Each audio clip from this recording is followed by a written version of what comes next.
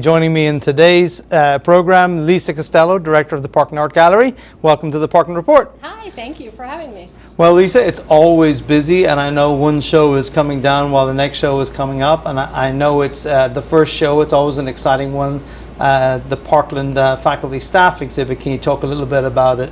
Yeah, well, the Art and Design Faculty Exhibition is one that we do every year, and so it's really exciting to see what the faculty have been making throughout the whole year and what they present.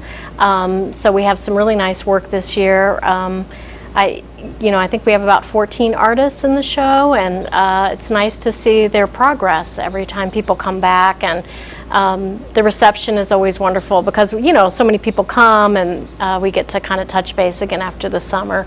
So it's very nice. So there are a variety of artists, types of art being done, and that's a pretty vibrant faculty. It is. We have a terrific faculty, and it's nice to see the variety of work. So we have ceramics and photography, and sometimes video, sometimes not, painting, sculpture as well. Chris Birdie does some amazing sculpture. Peggy Shaw does video and photography. Joan Stoltz does paintings, and Matthew Watt does drawings. And then we've got Kelly White, who does painting. She teaches art history.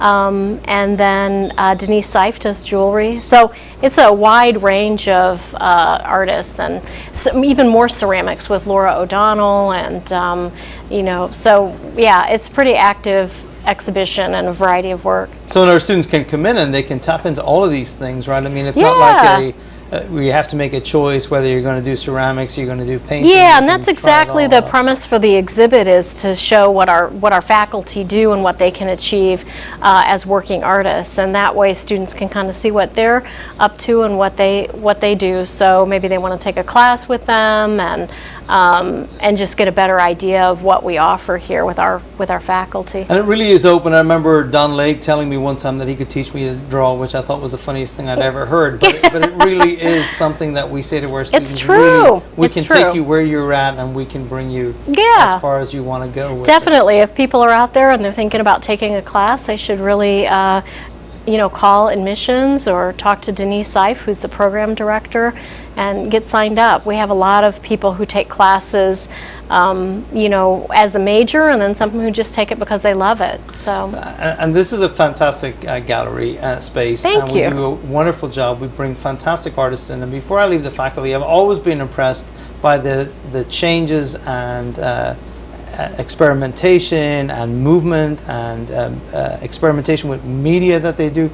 It really a working faculty. It is, yeah. They're really committed, and always going to different exhibitions, and going to Chicago and seeing different artists, or New York, LA. So they really keep up on what's happening in the world too.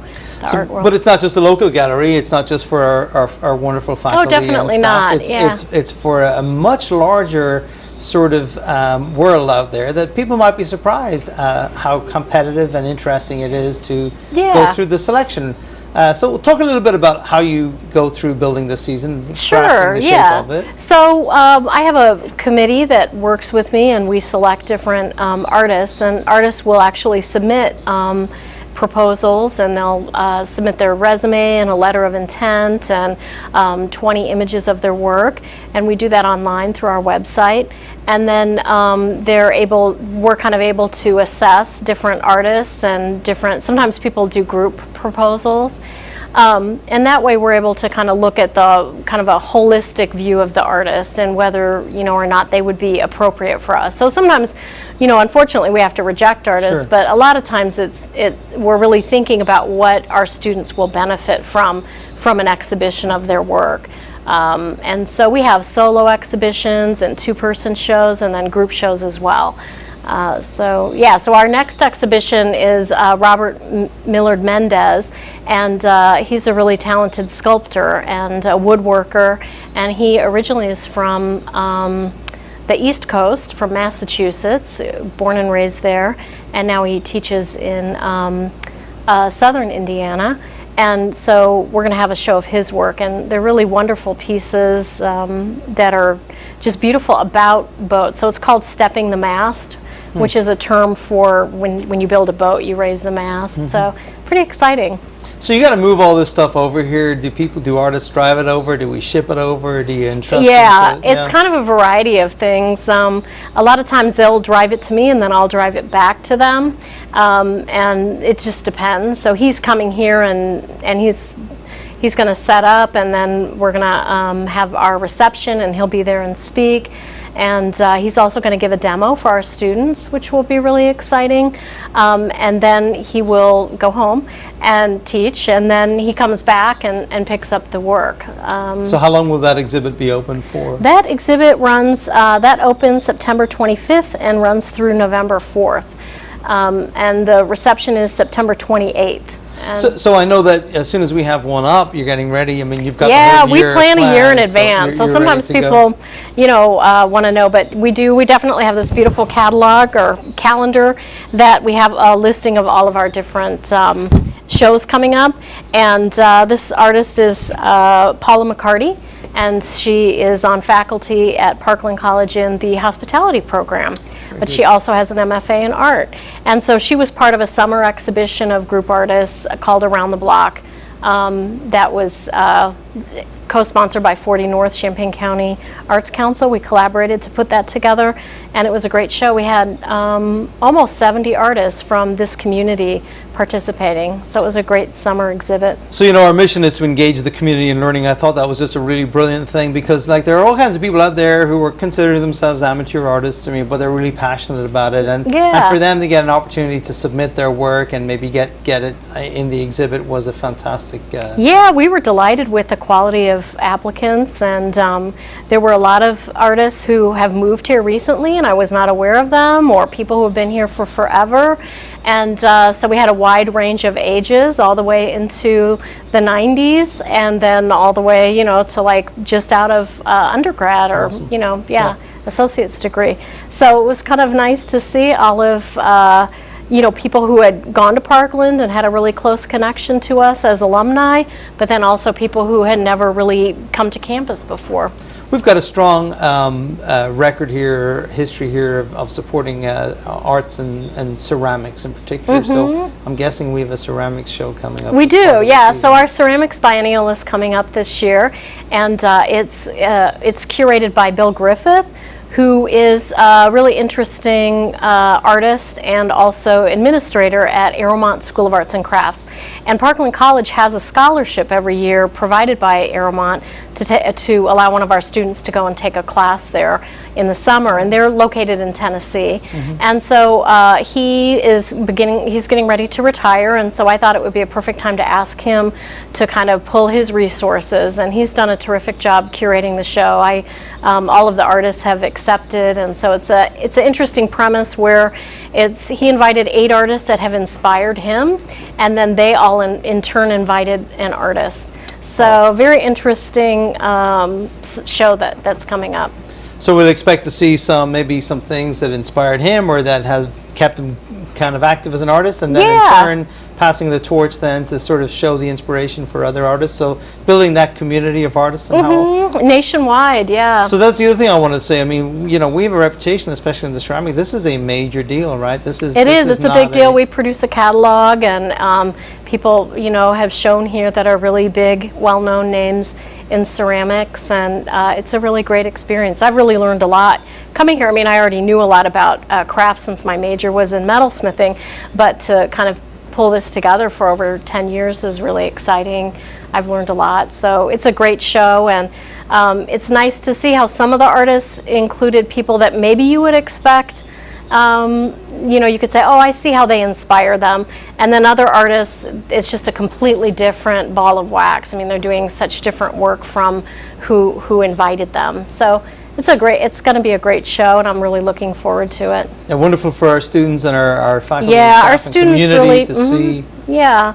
And it's interesting because ceramics has changed so much. It's such a, sometimes it's considered sculpture and sometimes it's considered craft.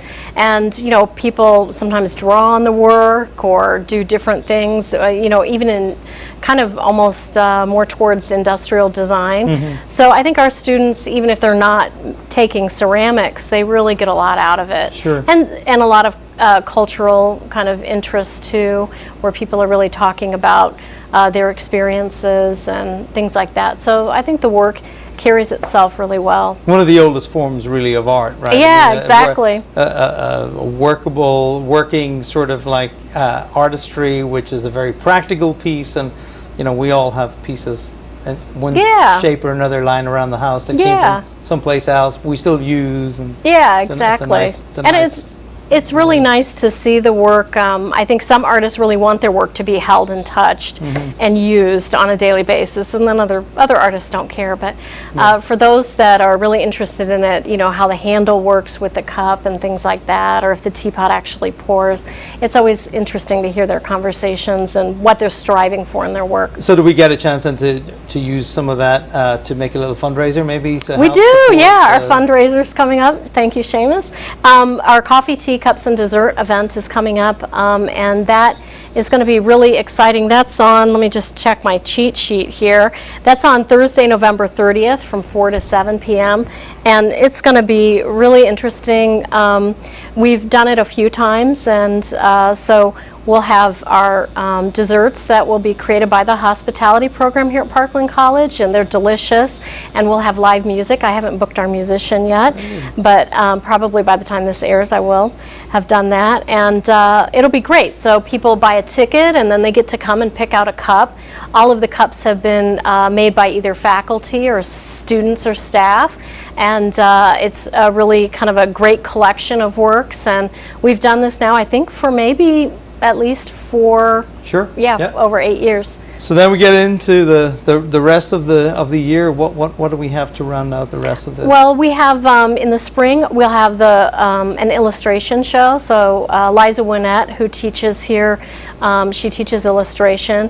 So it's a really interesting graphic design show, and we're booking some really well-known artists. Some are have been on the cover of the New Yorker. Wow.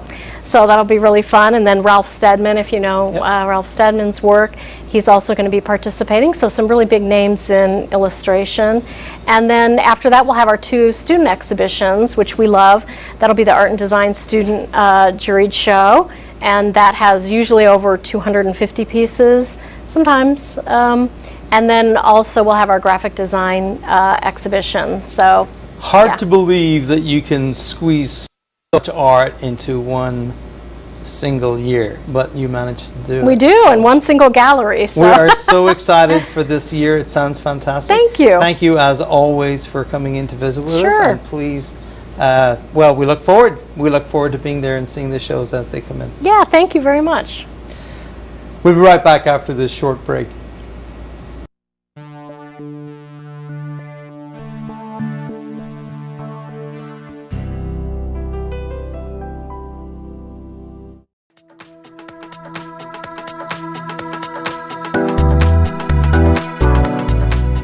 Today's program is the Lost Dutchman's Gold Mine, or the search for the Lost Dutchman's Gold Mine. Today we came for leadership training or guidance, I guess, and we split off in groups and had to do a little exercise. It was actually a game where we pretended to be gold miners, and we had to communicate with each other and collaborate with each other. It was a nice team building exercise. We're separated into groups, and we each had to figure out a plan of action for making it to a specified destination and spend the most amount of time there and collect as much resources as we could, and then make it back to our starting point again.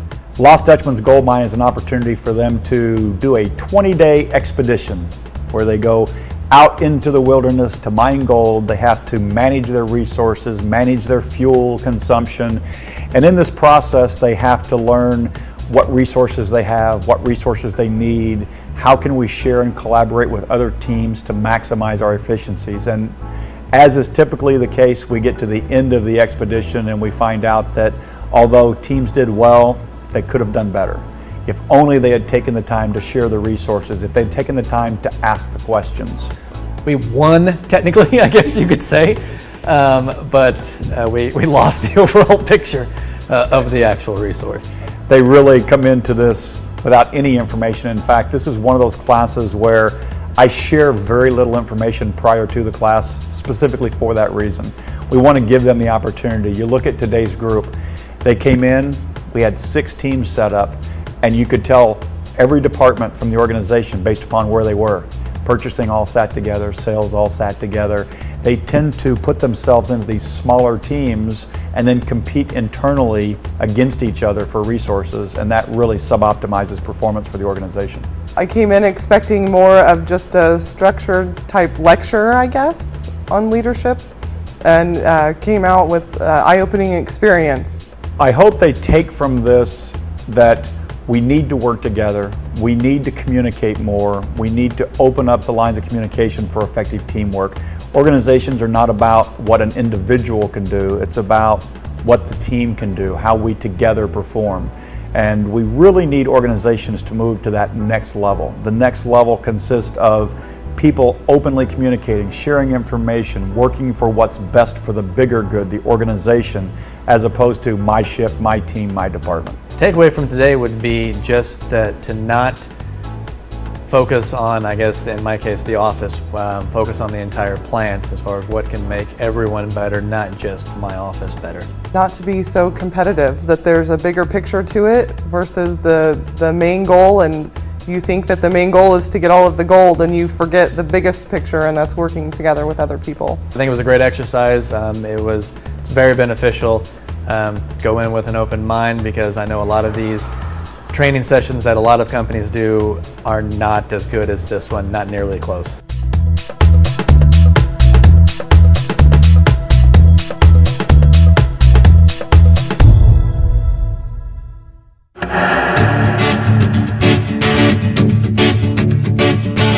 Having problems fitting college into your busy schedule?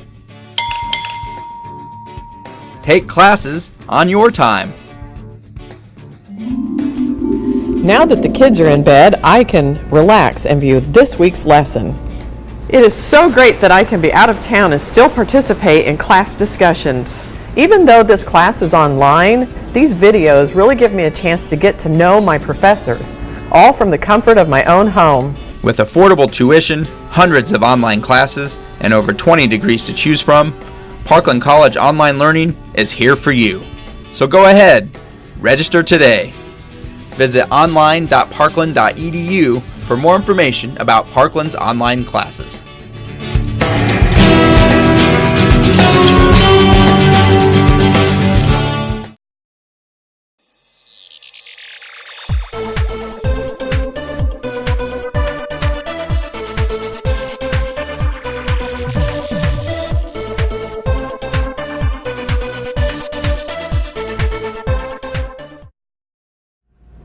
Welcome back to the report. Joining me in this segment, BJ Gailey, Assistant to the Artistic Director of the Theatre Program here at Parkland College. Welcome to the Parkland Report. Oh, thank you for having me. BJ, tell me a little bit about your background and experience. How long have you been here at Parkland? Oh, I've been here at Parkland a couple years, teaching film classes, script analysis, theater history, and acting. So you have a background in acting and theater yourself? I do. I have a master's and a PhD in theater and theater history and criticism.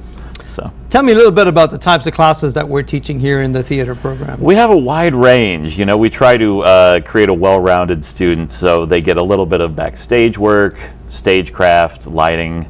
We have a little bit for performers, obviously, acting 1, acting 2, and then a lot of great gen eds like theater history, which anyone can take to fulfill a requirement, script analysis, theater appreciation, film history, in addition to performance of literature and more specialized classes.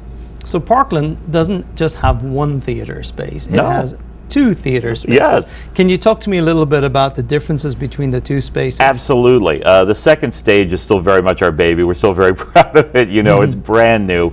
It's a very adaptable space. The Crucible just performed in that second space, and it was set up in what we call alley, where the audience is on either side of the set. It creates a very sort of intimate, almost claustrophobic feel, which worked well for that performance, I think.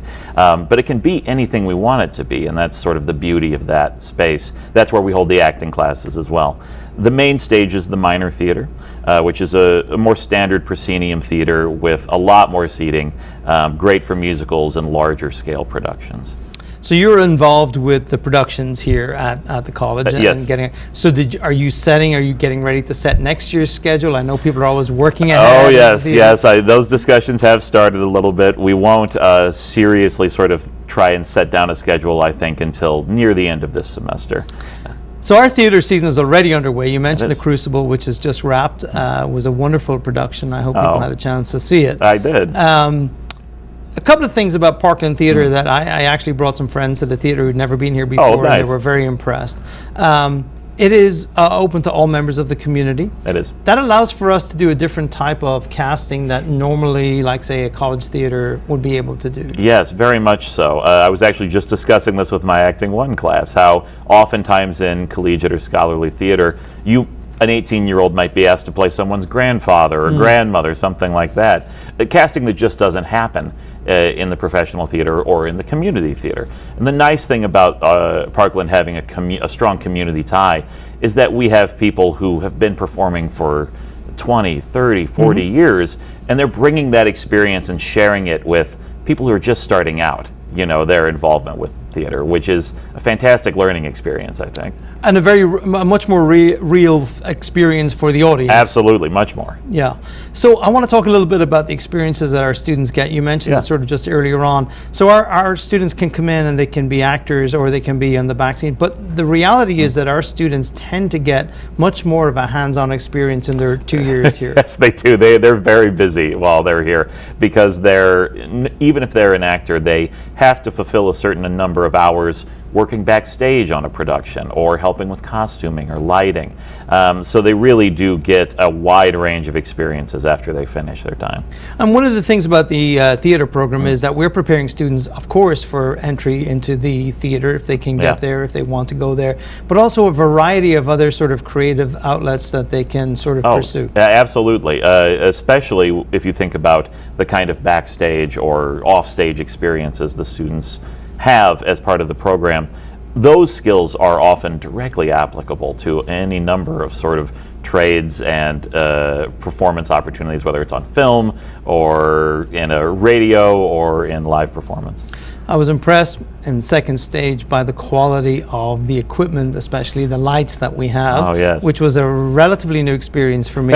When it's dark, it's really dark. It's very dark, yes. And that's the great thing about that space is you can really have impressive effects, but you don't have to have $1 million system or setup. They can do a lot with very little in there because of the flexibility of the space. So Crucible is what I would consider to be, it's not an old play, I guess by modern standards perhaps, a classic certainly of the American theater.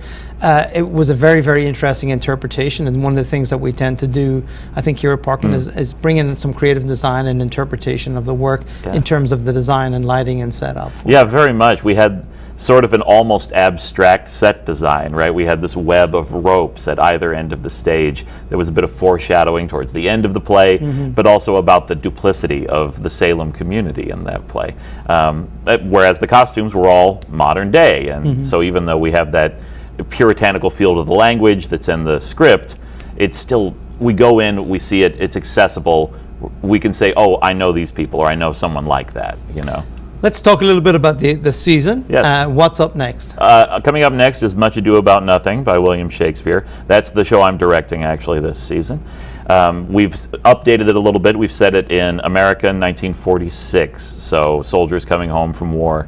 After that will be the student production, Only You, which is a really funny farce. It kind of reminds me of an episode of Three's Company, if you ever saw that show back in the day. And then we're going to end with our musical for the year, which is Memphis, which is based on a true story. let's talk a little bit about Much Ado About Nothing.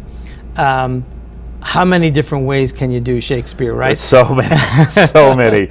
And that was part of our discussion when we were deciding. First of all, we knew we wanted to do a Shakespeare this year. We haven't really taken on the challenge of doing a fully realized Shakespeare production here. So we wanted to take that on, and so there was a lot of discussions about which would be most appropriate for the students, which would be most accessible and interesting for the audience. And then, of course, once we made the decision, where would it be set? How would it be updated, if it was going to be updated at all? So our students sort of, many of them would have done some Shakespeare maybe, Sure. but this is a great experience for them to really get into a very traditional sort of kind of play. It's It quite a is. classic sort of Shakespeare. It is, and Shakespeare remains one of the most produced playwrights worldwide, so it is an important experience for them to have before they leave. And for our student production, I mean, I think people see student production, assume, of course, you'll be having a student production, you're a college. Sure. But in fact, the student production is really the students. It absolutely is. I am the faculty mentor for that production, and my job is essentially just to make sure everyone is communicating. Every other role in that production is filled by a student. So it is submitted by a student, directed by a student. All the design positions are students. All the actors are students. It's very much their work. Here at the community college, we sort of pride ourselves on the notion that we give our students a very practical, hands-on, Yes. applied sort of education, that it's not just a theoretical piece, they really get to do it. And the student production is a real good example of and a pretty challenging one, I would It's say, an for absolutely students. challenging one, and that's one of the discussions we have every year. We look over the submissions, and sometimes we just have to say, we don't know how we would do this production, much less someone who's just starting out. So it's very much about finding the right fit, the right student who has the right motivation to take on that challenge. We have a tradition, of course, of doing a musical, Yes. a long tradition here at Parkland College. In fact, I think that the play actually, the theater actually opened with a musical. It did. Back in a long time ago now. Talk to me a little bit about Memphis and the production and what you're looking forward to in that. So Memphis is fantastic. It's a fairly recent musical, award-winning musical from Broadway from a few years ago. It is based on a true story about a character named Daddy-O Phillips, I believe, who was one of the first DJs to play black music on a white radio station. So it is a bit controversial, and it's about race at a time when race was especially fraught. Not that it isn't now, it still is. But we thought it was important to sort of revisit that this season. The music is fantastic. It's one that I think is sort of an up-and-coming classic musical. So that involves all kinds of things, right? You got actors, you got musicians. Are you going to have a live band on stage? We definitely will have a live orchestra, absolutely. I think we're still in discussions about the size of that orchestra because there's a number of different arrangements we can do. It's all about, it's kind of like herding cats, right? It's hundreds of people and you're trying to get them all going the same direction. And again, for our students working with a live band as opposed to sort of recorded music, that is a very new experience. It absolutely is. Many of them will never have had that experience coming right out of high school or very limited experience with that. The musical retains its appeal for American audiences. I thought that would have passed about 25 years ago, but still something people get very excited about. We'll get good crowds in for. Oh, absolutely, absolutely. It's the musical is always sort of seen as the money maker for any sort of professional theater, I think. And for us, it's just a great opportunity to show off skills that students may have, dancing, singing. We want everyone to get to show what they can do. Are you finding as you go through that students sort of surprise themselves by their ability to act or their ability to get involved? Because again, over the course of like a simple production, you see a tremendous growth and change in the students. Absolutely. Especially in working with, we've just started Much Ado, but I have a number of cast members who've never read Shakespeare, much less performed Shakespeare. And so I think they're already sort of encountering something new and figuring out that they can go farther than they thought they could. That's a great experience. Well, we're looking forward to an exciting completion of the season and the year ahead, and thank you so much for joining us on the Parkland Report. Thank you very much. I appreciate it. That's it for this edition of Parkland Report. We'll see you back here next time.